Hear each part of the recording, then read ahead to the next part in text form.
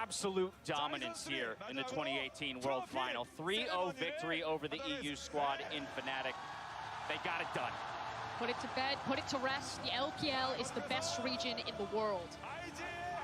Absolutely agree. We started that conversation at the beginning of the day, and IG just ended it. Prior to the World Championship, there was the discussion as IG gets their final call from Caster June. Oh, please relish that moment, fellows. You said it at the top of the day, Yamato, for a lot of these players. This may be the only time, who knows, right? Some of them have returned, some of them stepping up onto the stage for the first time, but it's a special moment, and you have to do everything in your power to remember it, to cling on to it, to live in it. You gotta take as many mental pictures as you can, because this is rare, and they deserve it.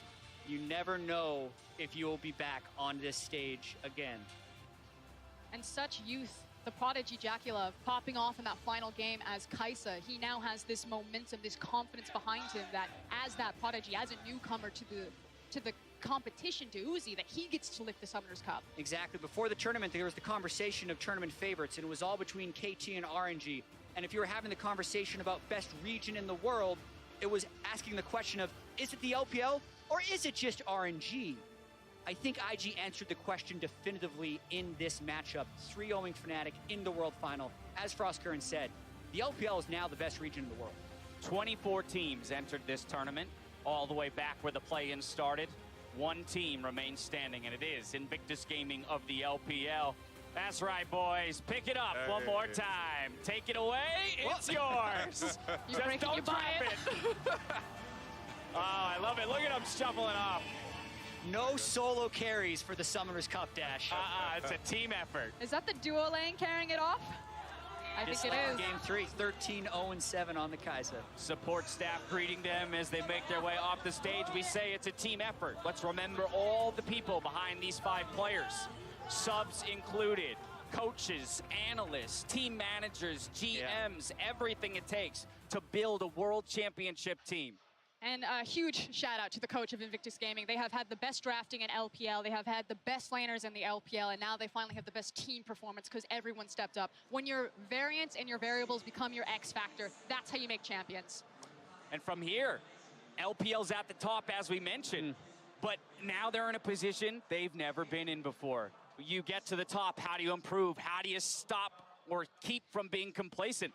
Those are challenges that these guys will now face. I think it's so crazy to imagine that IG hasn't won a title. You're right, they still have something to reach for. And I feel like at the World Championship, they've solved so many of their issues that they've shown during regular season, failing to perform in best of 5s. And now I'm just imagining they're going to win some LPL title for sure if they bring this caliber of play. We've basked in the glory that is the LPL and Invictus Gaming players there on the stage. I do want to talk again about how they did it, how they crafted this 3-0 series, and in particular this third game, which had a few moments, particularly at level 1, where it looked like perhaps things might have gone awry. Consider this. This was a game in which IG gave up a level 1 First Blood and had a miraculous Baron stolen from them, and had the Urgot get the kill onto the Aatrox in the skill matchup top lane, and then they still won in 30 minutes. But the LPL are the 51%.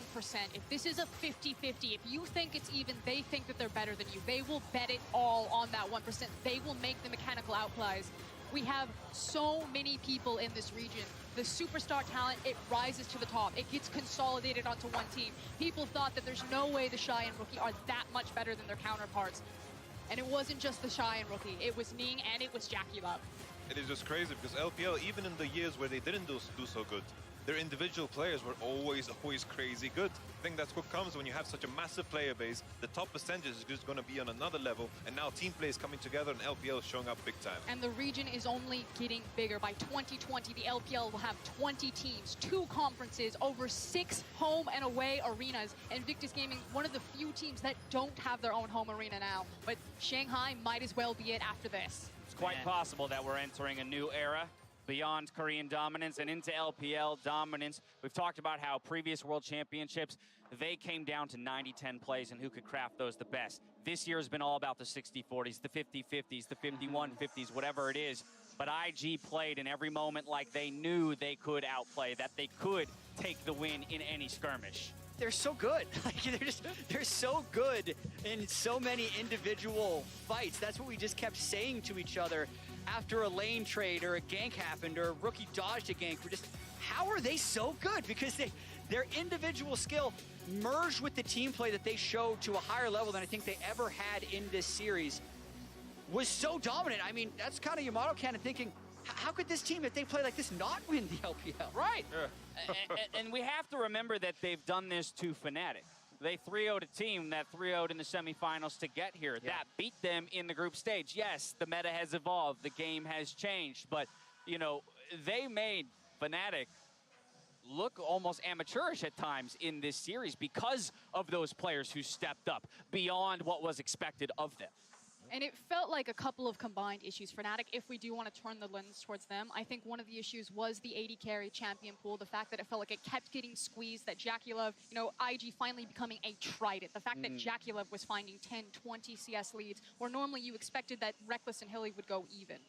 Now, on the biggest stage of the year, all 5 players had to perform, but these players earned themselves MasterCard Players of the Game at the World Final. For the championship series, they were Ning twice in a row in games 1 and 2, and JackeyLove to finish us off. Finals MVP ends up going to Ning for that amazing Gragas game 2, as well as Camille games 1 and 3. And Jackie did not choke this time. He had a bad go of it the first time he played Fnatic in those tiebreaker games. Not this time. We've got an interview with Ning coming to your way around the corner. Sorry, Yamato, to cut you off. It just kind of reminds me of Game 5 against KT as well. JackeyLove just, when it was the deciding game, he just turned into a completely different player. I think in Game 3, he was showing up big time, even though his support gave up first blood already straight off the bat. Now, I know I'm looking ahead to 2019, but since it was brought up, this idea that, okay, IG has now captured a world title and not yet a domestic title, being the analyst from that region, what is your kind of opinion or outlook of the 2019 season and how this team might be able to, you know, ride this momentum into domestic success that they've never found before? When you kind of look at history, it looked like spring semifinals across from RNG, that was IG's best moment to take down RNG. And when they lost there because the Shy couldn't start, it went to all 5 games, it was Duke, it felt like RNG got this confidence back. And they just got this huge momentum behind them. You're like, maybe that was IG's only chance to beat RNG. Maybe they created this international monster, gave Uzi the confidence to lift the trophy and to steamroll ahead. Same thing happens for IG.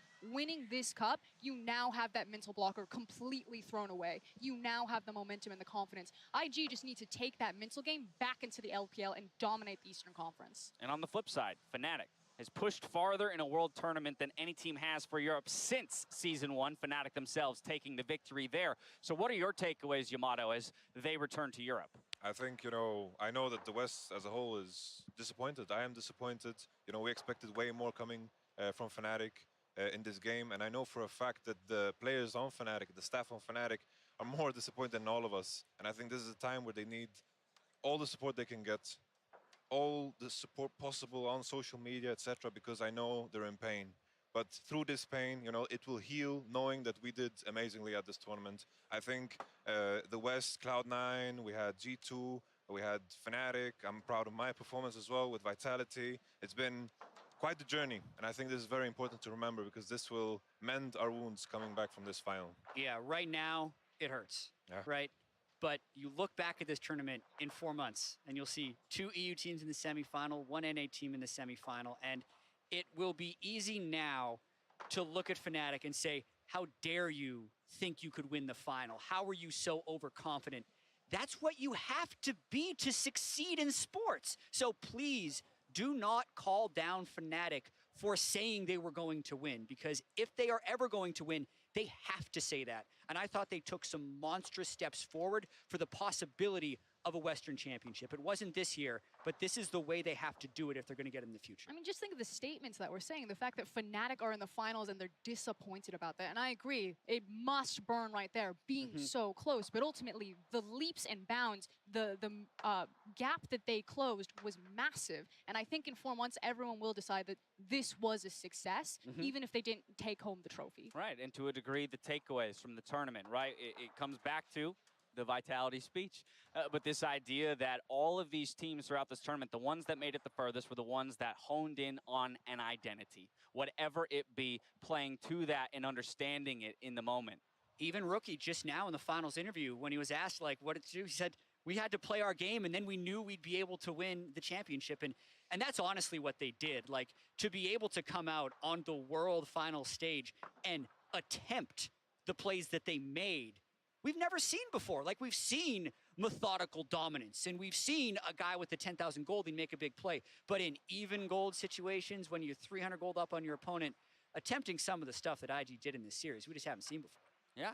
And of course, we have to remember, we talk about Rookie, one of the veterans, one of the guys who's been chasing after that. For Reckless, that chase continues towards the Summoner's Cup. But if anything, it will be that reinvigoration of having been so close and yet so far. It stings, yes, but it's all that much more motivation to show up on this stage again next year and take it, because you know what it takes to get there. Now, for more on that new world champion, let's send it over to an interview with the IG jungler.